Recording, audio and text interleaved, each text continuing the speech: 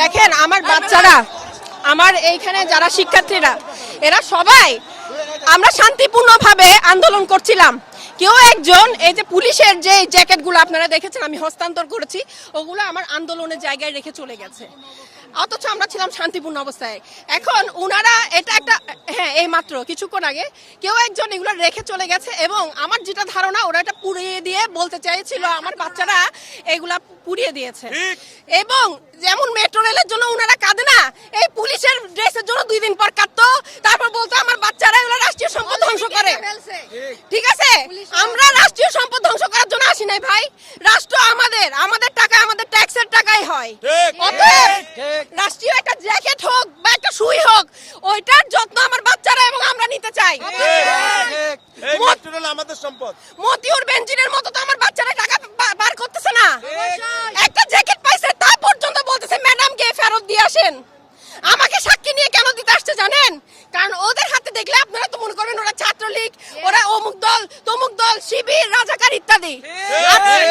আজকে আমার এসে পুলিশের জিনিসগুলো হস্তান্তর করতে হলো।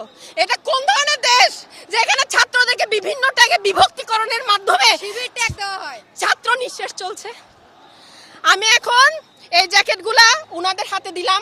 আমি দেখলাম আমাদের পুলিশ ভাইরা আমাদের প্রতি শ্রদ্ধাশীল, স্নেহশীলও বটে। ওনাদেরকে উস্কানি দিয়ে বারবার আমাদেরকে হত্যা করার জন্য উস্কানি দিয়েন না। ওনারা মানবিক আছে, আপনারা মানবিক হন।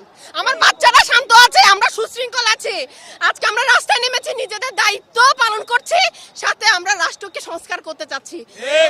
আমাদেরকে জামাত, শিবির, রাজাকার বলে আর বেশি দূর আমাদেরকে স্টিগমা দিয়েন না। আমরা এদেশের নাগরিক, আগে ওইটা বলেন, তারপর গিয়ে বাকি বিভাজন পরে হবে। আপনি তো এমন জায়গায় এনেছেন যেখানে এথনিসিটি পর্যন্ত এখন মনে হয় ধ্বংসের দিকে এসে গেছে। ন্যাশনালিটি, এথনিসিটি যা আছে তাকে আপনি শিবির বানিয়ে দিয়েছেন। এটা হয় না। আমাদের এই বাচ্চারা, এই যাদেরকে আপনারা জেনারেশন জি বলেন, তারা এইটা থেকে বের হতে চায়, পরিবর্তন চায়, সংস্কার চায়। এটা কোনো দোষের হতে পারে না। এটার জন্য বারবার তাদের বুকে গুলি চালাতে পারবেন না। আগে না হয় আমরা অভিভাবকরা মরি, তারপর ওদেরকে মারিয়েন, এর আগে একটা গুলি আমার বাচ্চাদের কাছে পড়বে না।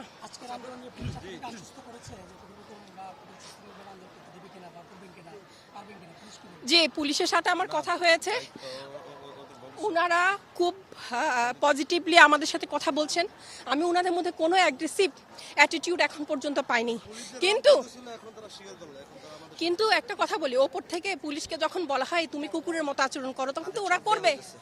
কিন্তু আমাদেরকে আজকে তো পুলিশরা কথা বলেছেন সুন্দরভাবে। আমরা পুলিশের জ্যাকেটগুলো যখন ফিরাতে গেলাম, দেখলাম ওনারাও বাবা, দেখলাম ওনারাও আমার মতো অভিভাবক, ওনারাও আমাদের ভাই। তাহলে এই উস্কানিগুলো কে দেয়? উস্কানি কে দেয়? মানুষকে অমানুষ বানাবার উস্কানি কে দেয়? ছাত্রলীগও ছাত্রলীগকে বানিয়েছেন কুত্তা। মানে ওদের উপর ঝাঁপাই পড়ো, ওদের উপর ঝাঁপাই পড়ো কেন? ওরা ছাত্র না? ওরা এরকম বাচ্চা না? এরা যেমন ছাত্র, ওরাও ছাত্র, কিন্তু ওদেরকে আপনি ব্রেন ওয়াশ করছেন যে মারতে হবে, অপর দলকে নিঃশেষ করতে হবে। কেন?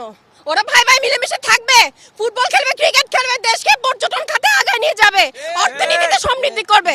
আপনাকে কে বলছে এসব ছাত্রলীগ, অমুক লীগ, তমুক লীগ বানায় বাচ্চাদেরকে ঝগড়ায় মেতে তুলতে? আমাদের বড়দের কাজ কি? ঝগড়া থামানো। আর আপনারা রাজাকার বলে ঝগড়া বাঁধিয়ে দিয়েছেন।